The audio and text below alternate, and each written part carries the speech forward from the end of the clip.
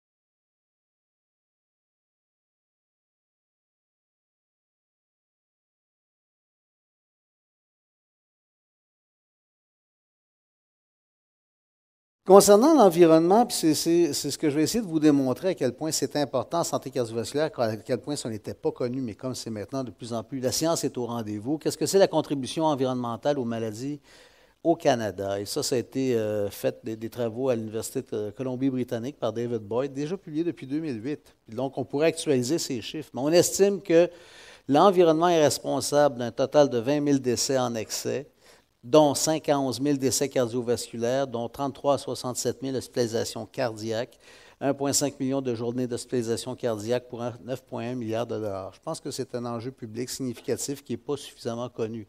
20 000 décès en excès chaque année dû à l'environnement. Lac Mégantic a frappé l'imaginaire de tout le monde, c'était 47 décès. Mais là, dans le bruit de fond, on a 20 000 décès sur lesquels on peut effectivement agir de façon directe. On parlait tout à l'heure de la révolution industrielle qui a littéralement abîmé nos artères, puis je vais vous résumer ça très rapidement, à savoir qu'il y a eu deux choses. L'invasion de ce que j'appelle General Junk et l'invasion de General Oil. Pour amener, c'est assez simple la maladie cardiovasculaire, il y a quelques nano-agresseurs alimentaires et aériens qu'il faut éliminer. Je passe l'alimentaire, ce n'est pas la thématique de ce soir, mais ce qui est lié directement avec la question de notre milieu, de la végétalisation, c'est effectivement les nano-agresseurs aériens, dont le monoxyde de carbone, dioxyde d'azote, dioxyde de soude, les particules fines émises par les combustibles fossiles, composés organiques volatiles, ozone et plomb. Ce sont des trucs que nos arrière-grands-parents ne respiraient pas et auxquels nous sommes confrontés au quotidien. Puis il faut se rappeler que si on boit 2 litres, 2 kilos de liquide par jour, si on mange 1 kilo de nourriture par jour, bien, on respire 10 kilos d'air par jour, contenant ces ingrédients nouveaux, ces nouveaux nanoagresseurs auxquels nos arrière-grands-parents n'étaient pas confrontés, c'est pourquoi la maladie cardiovasculaire était rare avant 1850. Le GIEC, donc, a sorti son rapport. Le GIEC, l'aventure du GIEC a commencé en 1988, mais j'aimerais rappeler que bien avant que le GIEC s'allume sur les effets sur l'atmosphère et notre milieu des combustibles fossiles, le cœur humain a déjà eu sa part de déboires, dont le plus bel exemple est le Great London Smog en 1952, pic de smog à Londres, le 4 décembre 1952, pour toutes sortes de conjonctions, 12 000 décès excédentaires. C'est la première fois dans l'histoire où on faisait le lien. C'est bien avant le GIEC qu'on réalisait que oui, le smog tue. Ça ne fait pas aussi qu'altérer notre climat.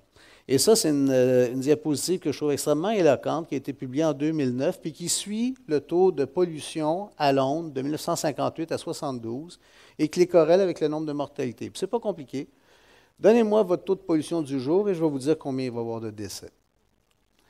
Et ça a culminé dans une très belle étude qui a été faite aux États-Unis, qui est devenue une légende. C'est publié déjà depuis 1993. C'est pas d'hier, là. En tout cas, nous, à notre échelle de science, c'est des vieux trucs. Mais donc, qui démontrait que lorsqu'on suivait 6 villes, avec 6 taux de pollution différents, au terme des 16 ans de l'étude, il y avait 25 de différence de mortalité dans la ville plus polluée que dans la ville la moins polluée.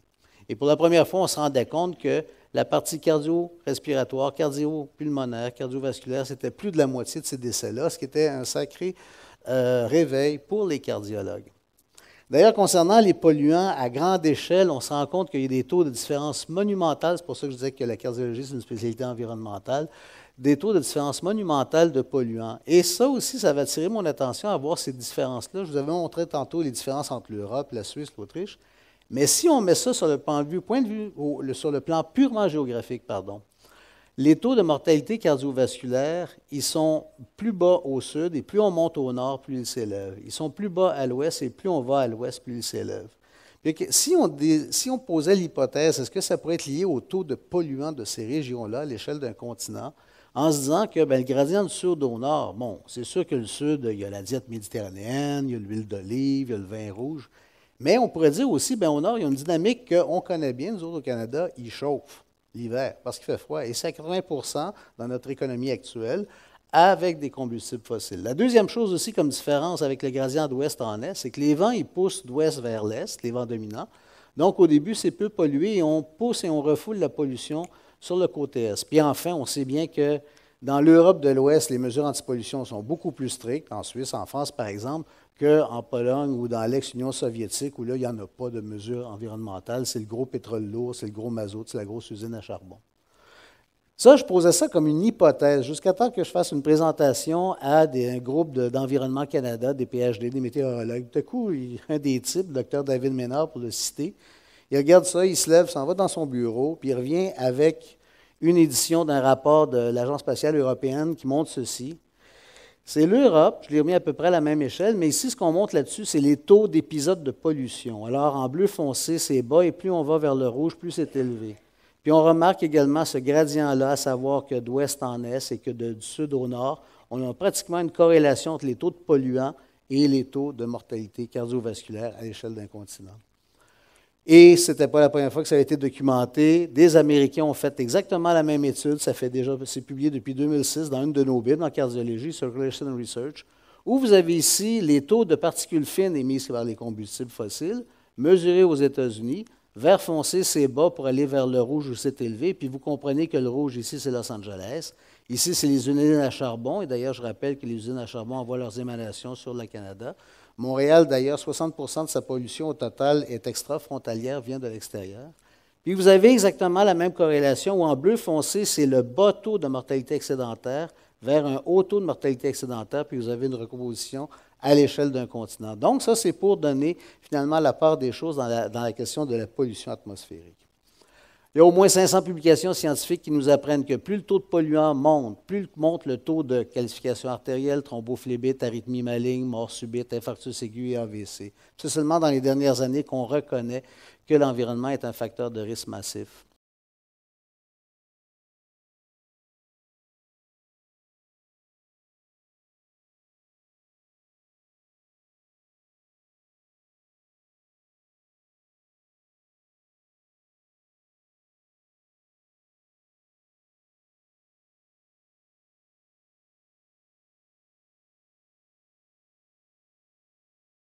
Ces études-là, je vais vous résumer ça à une seule, qui est la plus éloquente. C'est ce que j'appelle l'histoire du rat des champs et du rat des villes. C'est une étude qui a été faite aux États-Unis, à Columbia, dans les bureaux du Dr Valentin Foster, qui est une sommité mondiale en inflammation athérosclérose. Puis ils ont pris 2 groupes de souris qui ont fait manger une diète normale, une diète grasse. Et ici, vous avez en bleu la horte, et en rouge, c'est la plaque d'athérosclérose. Puis on n'est pas surpris, au terme de 6 mois, quand les souris sont sacrifiées pour observer ce qui se passe avec les aortes, que la plaque d'athérosclérose qui bouche la aorte est beaucoup plus grosse chez la souris qui a mangé une diète McDo, diète grasse, par rapport à une diète normale. Là, il n'y a pas de surprise jusque-là. Mais l'intérêt de l'étude, c'est qu'on a comparé air filtré à air pollué. Et là, on se rend compte que pour une diète normale, à air pollué, puis air pollué, c'est rien d'extravagant, là. C'est l'autoroute Ville-Marie. À peu près ça en termes de dosage de particules fines qui ont fait respirer aux souris. Et là, lorsque vous avez les deux, air pollué et diète grasse, vous avez ce que j'appelle la tempête vasculaire parfaite, la conjonction du modèle animal d'un homme qui mange du fast-food dans un centre-ville pollué. Si on parle d'un indice de la qualité de l'air à Montréal, bien là, ce qu'on remarque, d'abord, c'est connaître ça, à savoir maintenant, on classifie ça selon le réseau de surveillance de la qualité de l'air. Les journées vont être bonnes, acceptables, mauvaises, en rouge. Puis ce qu'on réalise, c'est qu'au centre-ville de Montréal, ça c'était le rapport de 2009, il y a seulement une journée sur 3 qui est considérée comme bonne.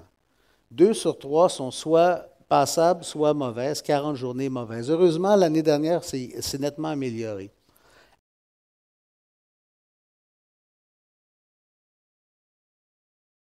Les Japonais, depuis au moins 1982, tiennent compte de la présence de vers autour d'eux pour faire ce qu'on appelle le Shinrin-yoku. C'est très joli comme mot, c'est un bain d'arbres. Et depuis 1982, c'est considéré comme une activité de santé publique reconnue par le gouvernement japonais. Et les Japonais, qui sont très pionniers là-dedans, se sont mis à mesurer. Vous savez ce que Michel a décrit quand il parle des odeurs, les caractéristiques qu'on retrouve, les protéines arboricoles. Les Japonais sont intéressés à ça et se sont demandé est-ce que ça a des actions, à part du fait que quand on va dans le bois, à peu près tout le monde se dit qu'on se sent bien, qu'on s'y sent bien, qu'on aime jouer dans le bois. Est-ce que ça se mesure? Ça, c'est fait avec des mesures sur le système nerveux autonomique, système endocrinien, système immunitaire, système cardiovasculaire. On voit notre taux de cortisol baisser dramatiquement. Ça, c'est des volontaires sains qui ont été suivis en ville, à la forêt, en marchant ou assis.